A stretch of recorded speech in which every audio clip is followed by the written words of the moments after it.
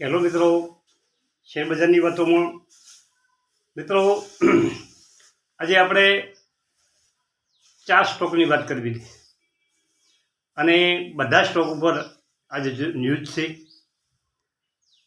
અને એ કયા શેર ઉપર શું ન્યૂઝ છે એની ચર્ચા કરવી છે. આજે અમેરિકાનું બજાર બંધ છે, આપણું બજાર ગ્રીન ઝોનમાં ખુલે એવું લાગે છે. તો આપણે વાત કરીએ કે ઘણી કંપનીઓ ટોપ લેવલથી કદાચ ગિરાવટ દેખાડી શકે. મિત્રો હવે આપણે વાત કરીએ પહેલા સ્ટોકની, મદ્દાવ.com. આ ડિફેન્સ સેક્ટરનો સ્ટોક છે અને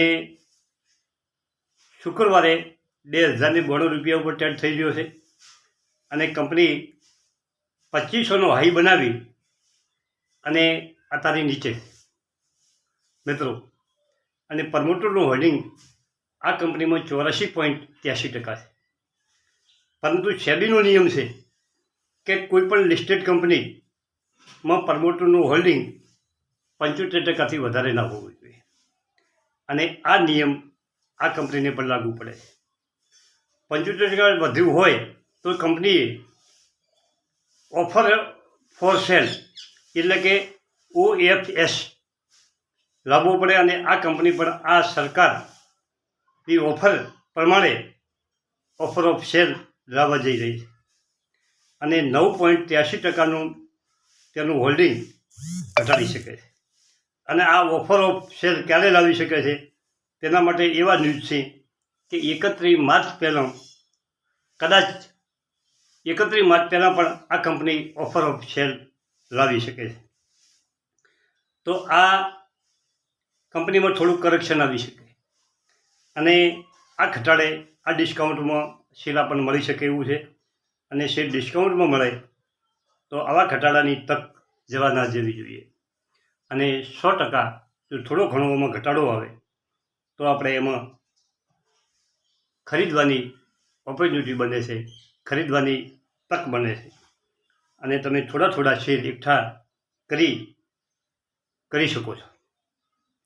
મિત્રો હવે એના જે ત્રિમાસિક આંકડા આવ્યા છે ડિસેમ્બરના, એના ઉપર વાત કરીએ કે સપ્ટેમ્બરમાં 1828 કરોડનું સેલ હતું, જે ડિસેમ્બર 23માં 2362 કરોડનું દમદાર સેલ વધ્યું છે અને સપ્ટેમ્બરમાં 313 કરોડનો નફો હતો, તે ડિસેમ્બરમાં 592 કરોડનો નફો થયો છે.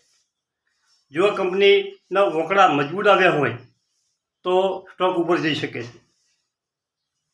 તો ઘટાડે લેવો જોઈએ. અને ડિફેન્સવાળી કંપનીઓ ફોક્સમાં છે, સરકાર તરફથી આવી કંપનીઓને નવા ઓર્ડર મળતા રહે છે. તો આવી કંપની, આ કંપની શિપ અને સબમરીનમાં કામ કરે છે. આ ગવર્મેન્ટ કંપની છે અને ગવર્મેન્ટના એના પાસે મોટા મજબૂત ઓર્ડરો પડેલા છે. તો આ કંપની તમારી રડારમાં રાખી શકો છો અને ઘટાડે તમે એમાં એન્ટ્રી પણ કરી શકો છો. બીજો સ્ટોક છે રેલવે સેક્ટરનો, IRFC. આ કંપનીનું શેર હોલ્ડિંગ પેટર્ન પણ તમે જુઓ તો 86.37% છે. પ્રમોટર એટલે કે સરકાર આ કંપનીમાં સેબીના નિયમ મુજબ જો 75% હોલ્ડિંગ રાખે તો એના 11.37%નું હોલ્ડિંગ 31 માર્ચ પહેલાં ઓફર ફોર સેલ OFS લાવી શકે છે તેવા ન્યૂઝ છે. આ કંપનીનો હાઈ 193 રૂપિયા થયેલો છે મિત્રો.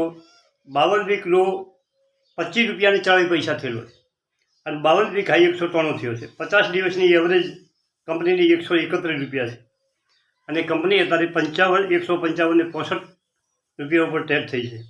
જો આ ભાવ ઓફર ઓફ સેલને કારણે જો ભાવમાં થોડો ઘણો ઘટાડો આવે તો આ કંપની પણ તમે તમારા રડારમાં રાખી શકો છો અને મોકો મળે તો આ કંપનીમાં તમે ખરીદી કરી શકો છો. હવે ત્રીજી કંપની છે NHPC. ઓનો વિડીયો આપણે કાલે બનાવ્યો, દમદાર વિડીયો હતો, પરંતુ આ કંપનીમાં એક ન્યૂઝ છે. આ કાલે એના રડાર ઉપર ન્યૂઝ આવ્યા છે. આજે આ કંપની ફોક્સમાં રહેશે.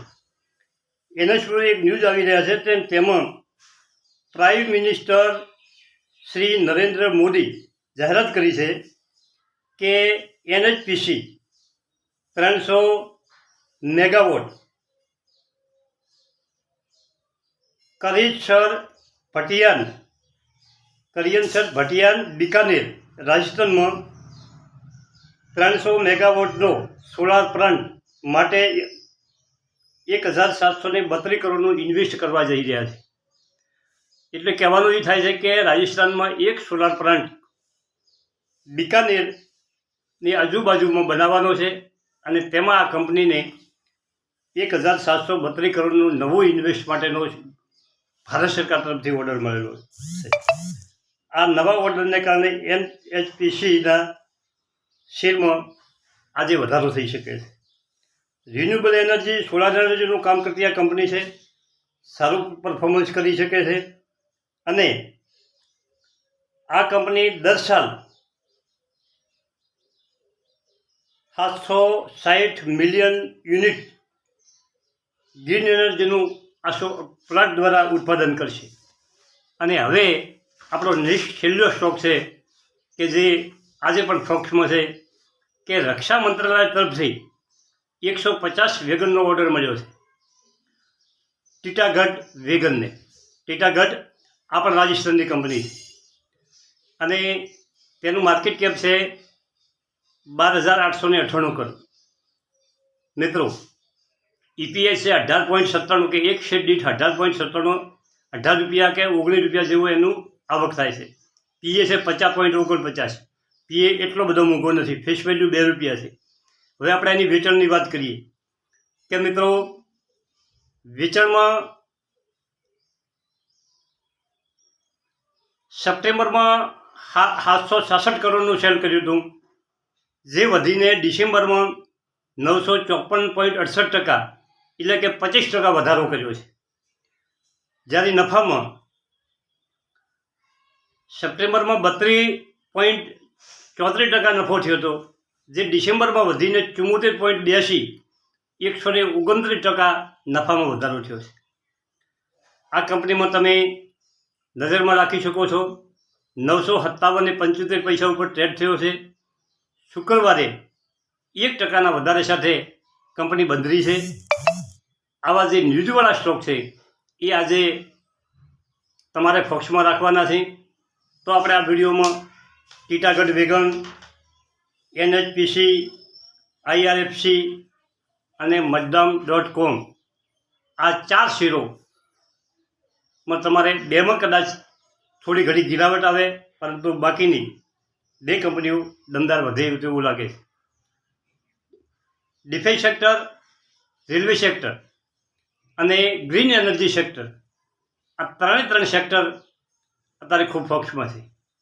સરકારના 4 હાથ આ કંપનીઓ ઉપર છે અને એમાં સરકારી કંપનીઓ જોરદાર ફોક્સમાં છે.